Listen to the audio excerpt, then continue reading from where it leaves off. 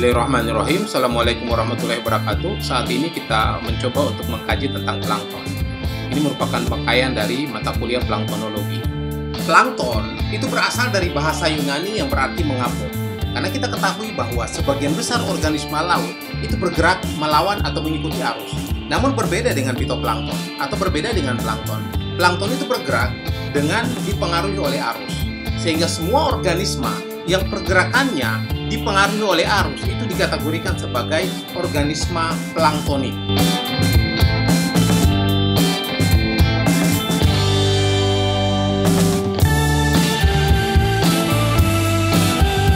Plankton itu umumnya ada tiga ya. Plankton yang pertama itu bakterioplankton, fitoplankton, dan zooplankton.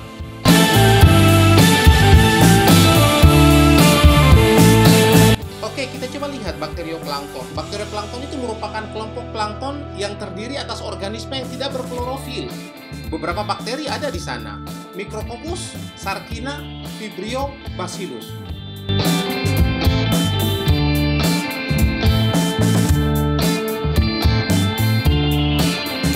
Bakterioplankton itu kita bisa temukan di hampir seluruh lapisan permukaan perairan, mulai dari lapisan epipelagik sampai lapisan hadal.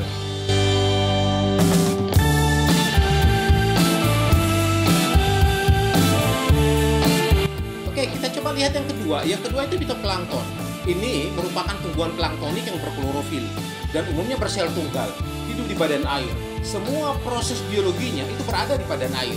Beberapa jenis dari fitoplankton ini kita bisa temukan itu Bacillus repice, Chloropice, Dinopice, Aptopice.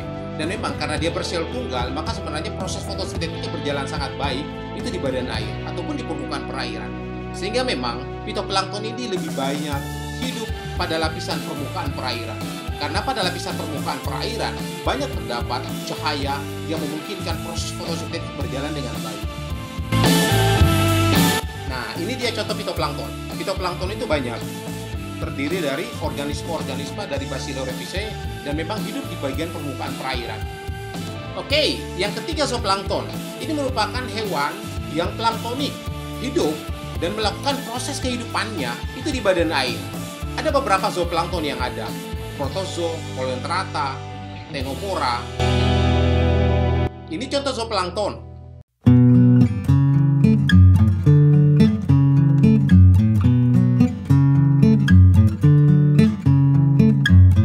Oke, kita bisa lihat di mana sih sebenarnya plankton ini bisa hidup. Ingat bahwa lautan itu bagian terbesar dari bumi kita. Dan pada permukaan perairan kita bisa menemukan plankton hidup dengan sangat banyak. Walaupun memang fitoplankton yang paling dominan pada lapisan ini, tetapi juga organisme lain, plankton lain itu juga banyak kita temukan. Sehingga memang ketika melakukan proses fotosintetik, dia akan menghasilkan oksigen yang bermanfaat bagi seluruh organisme yang ada di lautan. Kita lihat dalam grafik ini, bahwa lapisan epipelagik adalah lapisan teratas. Dia sampai pada kedalaman 200 meter. Pada daerah-daerah dengan tingkat kecerahan yang tinggi. Di bawahnya ada mesopelagik, setelah itu batipelagik, absal pelagik, dan sebagian orang mengatakan ada lapisan hadal pelagik. Seluruh lapisan ini bisa kita jumpai plankton, namun yang paling banyak itu pada lapisan epipelagik. Lapisan epipelagik itu proses fotosintetik berjalan dengan sangat baik. Proses fotosintetik itu akan menghasilkan oksigen dan juga akan menyerap CO2, sehingga oksigen ini akan bermanfaat bagi organisme. Dari permukaan, oksigen akan diturunkan ke lapisan bawah permukaan dan akan digunakan oleh ikan-ikan atau organisme-organisme yang membutuhkan oksigen di lautan. Sehingga memang produksi oksigen tertinggi pada lapisan epipelagik, tapi akan masuk pada lapisan yang lebih dalam lagi. Oke, sekarang kita bisa lihat bahwa plankton itu berdasarkan ukurannya dibagi atas pikoplankton, nanoplankton, mikroplankton, mesoplankton, makroplankton, dan sebagian ada yang katakan megaplankton. Coba kita lihat yang pertama itu pikoplankton. Pikoplankton ini adalah fraksi dari plankton dengan ukuran sel itu 0,2 sampai 2 mikron. Dan memang dia fototrop dan heterotrop, sehingga dia bisa melakukan fotosintetik atau tidak melakukan fotosintetik karena ukurannya sangat kecil. Beberapa bakteri ada di sana. Kita bisa melihat bahwa organisme ini hampir di seluruh perairan itu ada, baik di perairan umum maupun perairan laut. Oke, yang kedua itu nanoplankton. Nanoplankton adalah fraksi plankton yang tersusun dari sel-sel yang ukurannya 2 sampai 20 mikron. Elemen kerangkanya skeleton. Nah, memang kalau kita lihat fosil-fosil hewan ini, itu disebut dengan nanofosil karena ukurannya sangat kecil sekali.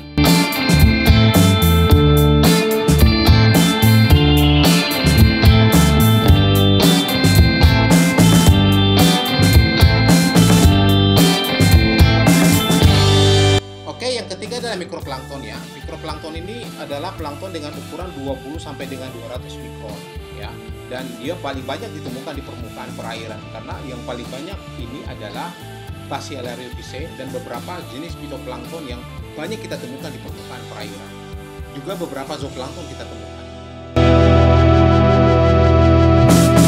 Yang berikutnya adalah mesoplankton. Mesoplankton ini terdiri atas organisme dari 200 mikron sampai dengan 2 mm. Jadi memang lebih besar dari mikroplankton. Beberapa juvenile, beberapa organisme-organisme kecil, hewan-hewan kecil yang baru menetas, itu ada dan masuk dalam kelompok hewan ini.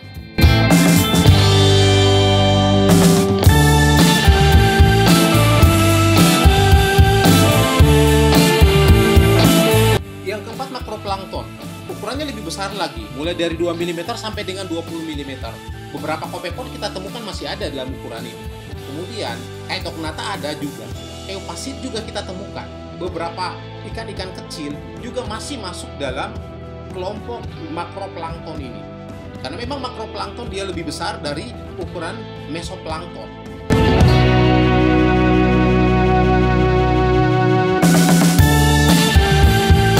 Yang berikutnya adalah megaplankton. Megaplankton adalah kelompok plankton yang terbesar. Ubur-ubur dan beberapa hidrozoo kita temukan banyak masuk memang dalam kelompok dari megaplankton ini.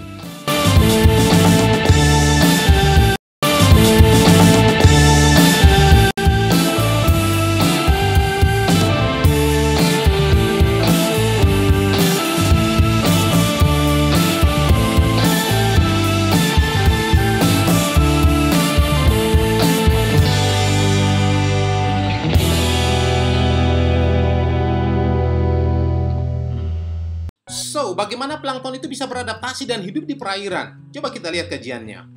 Ada beberapa strategi yang dikembangkan plankton untuk bisa hidup di perairan. Yang pertama, ukurannya memang kecil, membuat organisme ini bisa mengapung. Yang kedua, dia akan saling terkait membentuk rantai. Yang ketiga, dia menyimpan semacam lipid. Yang keempat, ada semacam kantung gas sehingga dia lebih ringan. Dan yang kelima, itu dia akan mempunyai alat gerak. Alat gerak inilah yang membuat plankton agar bisa dapat bergerak di badan air.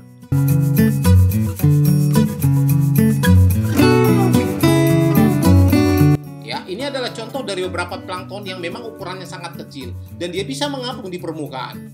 Yang berikutnya, itu biasanya akan menyimpan semacam lipid sebagai vakuola atau sebagai minyak yang ada pada kelenjar sehingga dia bisa mengapung. Yang berikutnya dia mempunyai beberapa alat gerak. Alat gerak ini yang membuat dia terus bergerak, baik flagel atau silia, sehingga dia bebas bergerak di badan air. Pergerakan ini tidak harus melawan arus, tapi tetap saja dia akan terbawa oleh arus, karena sangat lambat sekali pergerakan ini, dan tidak bisa membawa dirinya melawan arus. Strategi berikutnya adalah saling terikat antara satu sel dengan sel yang lain. Keterikatan inilah yang membuat dia terapung di badan air. Kajian berikutnya, itu beberapa zooplankton mengembangkan strategi migrasi. Pada saat siang, plankton ini akan turun pada dasar perairan tertentu. Dan pada saat malam, dia akan naik pada permukaan perairan. Sehingga dia bisa menghindari beberapa predator yang memangsa dia. Ini adalah salah satu strategi yang baik bagi beberapa zooplankton untuk bisa hidup dengan baik. Ini adalah salah satu strategi yang dikembangkan oleh zooplankton untuk hidup di permukaan perairan. Oke, kali ini kita akan mencoba melihat perkembangan penelitian yang ada di dunia saat ini yang berkaitan dengan plankton. Ini adalah kapal penelitian yang mencoba untuk mengoleksi plankton untuk melihat keanekaragaman ataupun kepadatan dari plankton itu sendiri. Dengan alat ini kita bisa mengoleksi fitoplankton ataupun zooplankton dengan sangat banyak, ataupun menggunakan kamera bawah laut atau video bawah laut untuk merekam setiap pergerakan plankton atau jenis-jenis plankton, khususnya zooplankton yang ada pada lapisan tertentu. Metode berikutnya adalah plankton net. Ini biasanya dilakukan dalam kegiatan-kegiatan penelitian untuk mengoleksi plankton yang ada pada perairan umum atau perairan laut. Metodenya sangat gampang sekali dengan mengikat plankton net pada kapal dan menariknya pada kedalaman tertentu.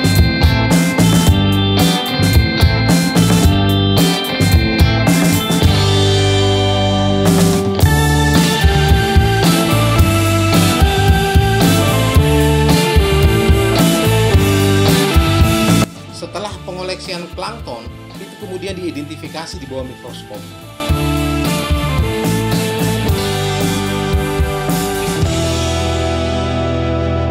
Beberapa saintifik itu mencoba untuk mengoleksi fitoplankton untuk melihat distribusi, penyebaran, keanekaragaman plankton yang ada di dunia saat ini.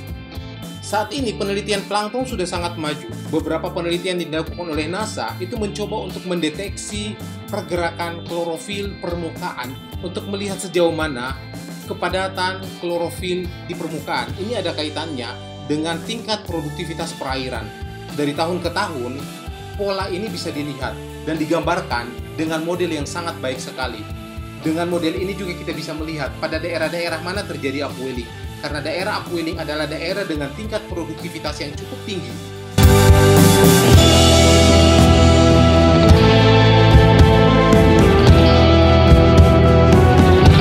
Dari penelitian ini tergambar bagaimana variasi perubahan distribusi dari plankton permukaan setelah ditangkap oleh radar dan kemudian dimodel. Pada penelitian ini terlihat bagaimana pergerakan dari klorofil itu di semua lintang yang ada di bumi ini.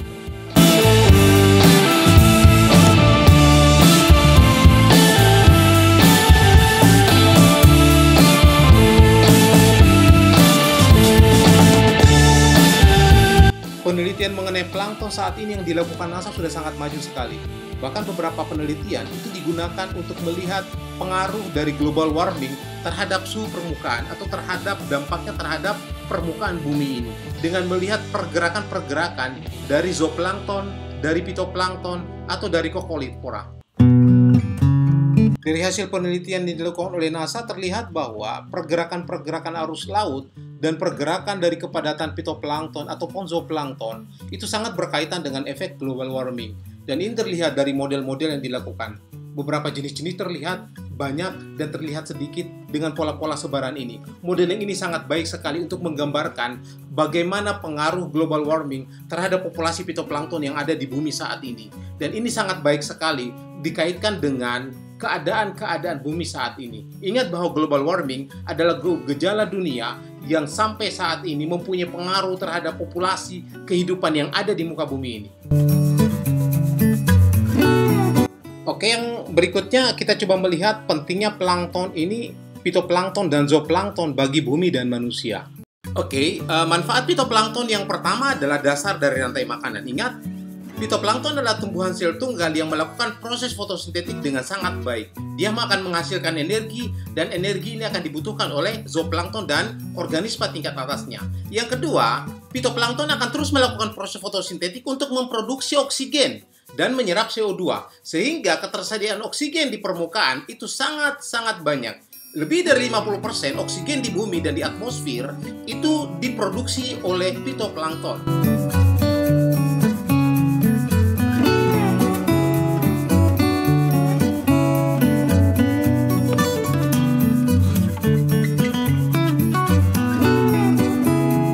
Oke, kita bisa melihat fitoplankton ya. Fitoplankton itu dasar dari rantai makanan. Hampir seluruh proses-proses rantai makanan itu dasarnya fitoplankton, karena fitoplankton adalah tumbuhan. Yang berikutnya adalah fitoplankton ini akan menghasilkan oksigen. Oksigen ini itu dihasilkan dari proses fotosintetik. Di samping itu, dia juga akan menyerap CO2, sehingga penyerapan CO2 juga dilakukan dengan sangat baik oleh fitoplankton.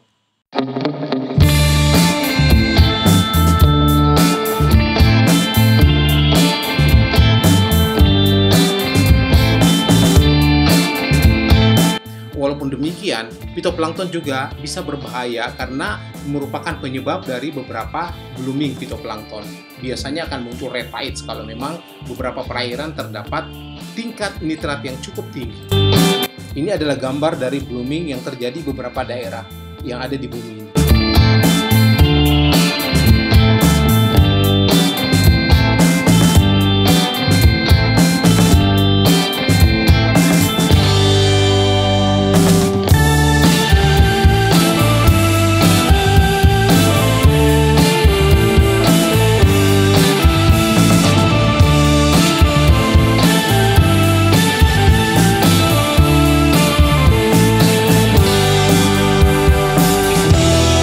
kita bisa melihat bahwa zooplankton itu merupakan sumber makanan bagi hewan-hewan yang lebih besar lagi.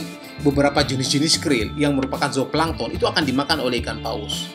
Zooplankton juga merupakan penghubung antara untuk transfer energi yang ditangkap dari fitoplankton ke hewan-hewan yang lebih besar lainnya.